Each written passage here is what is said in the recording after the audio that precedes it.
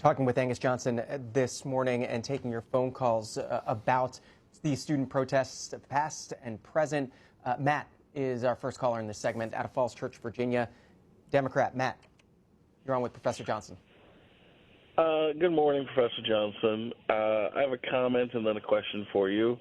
My comment is I'm not really well versed on the Palestinian-Israeli conflict long term, and I don't really have an opinion on what would be best for them, but I really look at, the rights for protests in this country, and it seems crazy to me, the overreaction to protesters on these college campuses. I mean, just these small groups of kids and they're being surrounded by giant hordes of police seems crazy to me.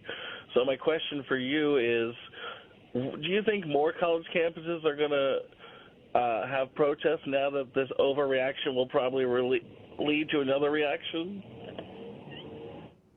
That's a great question, and I think there are two parts to the answer to it. One is clearly the crackdowns are prompting more protests. We are seeing that spiral happening. But also, I think it's really important to remember that police have been called out and arrests have been made only in a minority of the campuses where these protests are happening right now. There are a lot of campuses where the administrators have chosen either to just let the protesters be and allow them to continue their encampments, or to negotiate with them.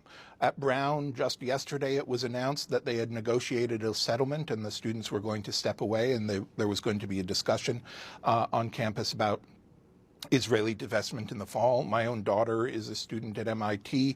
There, the encampment, the last I heard, had been allowed to go on peacefully for more than a week. So the crackdowns that we are seeing are not inevitable. They are not something that is happening at every campus, and many campuses that are not experiencing these crackdowns are finding that they are able to continue their business and continue the semester peacefully.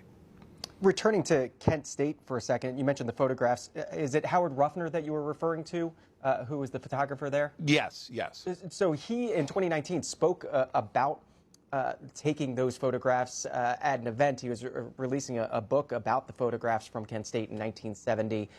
It's UCLA. Here is okay. We're gonna talk about the UCLA protests in a second and the counter protests who fucking went nutty mode. UCLA supply needs urgent: headlamps, airsoft goggles, gas masks and respirators, skater helmets, shields, wood for barriers, knee and elbow pads, rain ponchos, canopies, utility gloves of various sizes, super bright flashlights with strobes, charged umbrellas. For medical, they need EpiPens, non-steroid inhalers, headlamps, organizational bins. For food, they need hot food for lunch, vegan food, gluten-free food, ice, no packaged food, no coffee, no bagels, no bananas, no nuts. For logistics, they need sleeping bags, AA, AAA, C and D batteries, rope, zip ties, electric or solar power generators, lotion, aquifer, and no sunscreen. Gluten-free vegan food, I mean, brother, I think it's fine. You know what I mean? They're in the fucking heart of Los Angeles, okay? It's not that difficult. When I got pizza for the protesters at the student encampment, I also got vegan options and gluten-free options as well. You know what I mean? It's not that big of a fucking deal, you know? Yes, you can, yeah, please ensure the donations are BDS compliant. You can donate to the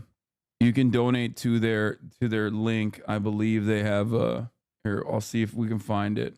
Very scary that this type of hardening of encampment will inevitably give credence for escalation of police response.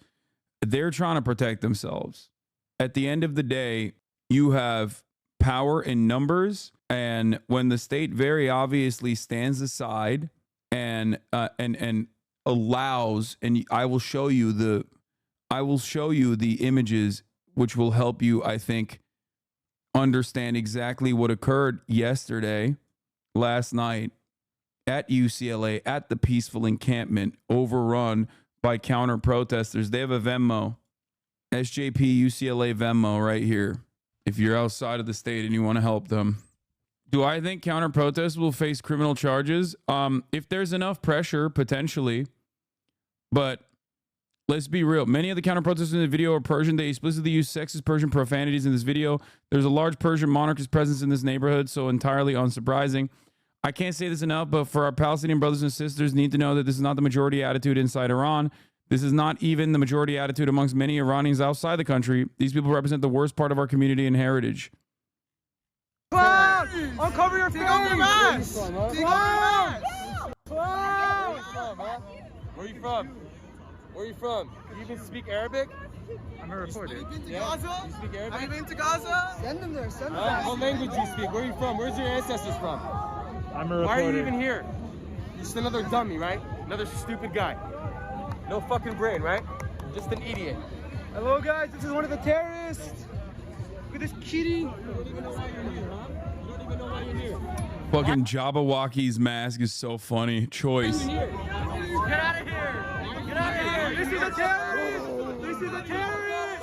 Fuck you! A lot of the protesters have been actually unmasked as people who work and live in Israel. Wait, what? No way. UAW-UC just released a statement. Should the university decide to curtail the right to participate in protected concerted activity, discriminate against union members or political viewpoints, and create or allow threats to members' health and safety, among others, UAW 4811 members will take any and all actions necessary to enforce our rights. Told you. This is why unions are very important. Okay? This is why intersectionality is best demonstrated by unions in moments such as this one.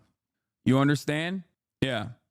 Motherfucker wearing his like Ugg slippies, his pajamas to go out, get out of his fucking Bel Air mansion that his dumbass daddy bought and paid for, drive his little fucking McLaren down to the UCLA campus to go beat on some fucking students, dude. It's nice. If only there was someone this man could ask this question to, perhaps at his job instead of Twitter. I feel like I'm losing my mind a little. People don't understand that occupying buildings on campus is like one of the most common forms of student protest for decades and not some devious new ploy devised by professional anarchist plotters, right? Yeah. I don't know if you know this, Chris. HasanAbi head Chris Hayes, but you're employed by MSNBC. Perhaps this would be a fun little opportunity for you to address these concerns you have on air. You know? Because the morning program is literally repeating this propaganda in the most devious ways. Yes, dude, a juicer was inside the fucking encampment. Jesus Christ, you guys are so fucking annoying. Are the students? Tell me if you want a better angle. Wait, that pump goes hard, brother. Hey, yo, bro, you think you could put this shit on a horizontal mode? On what? On portrait? Portrait, yeah. You might have to put your phone on yeah, put your phone on unlock so it turns. Yeah, portrait lock. Yo, you have portrait lock on. Put landscape unlock or whatever. It's not flipping.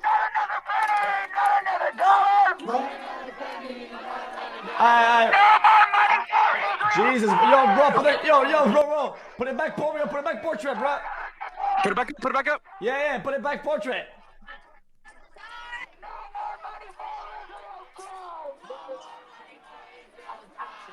This is good overall, though. You know why this is good?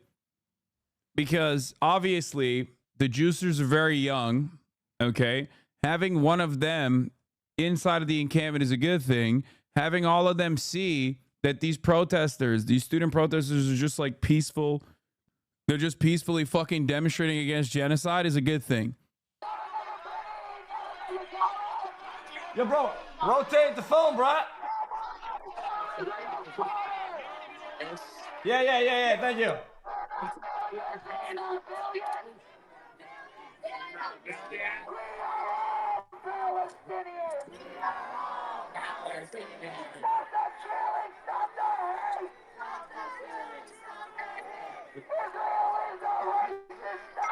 Israel is a racist state. Look at the juicer. That's what I'm talking about, dude. That's great. Fucking brings a tear to my eye, okay?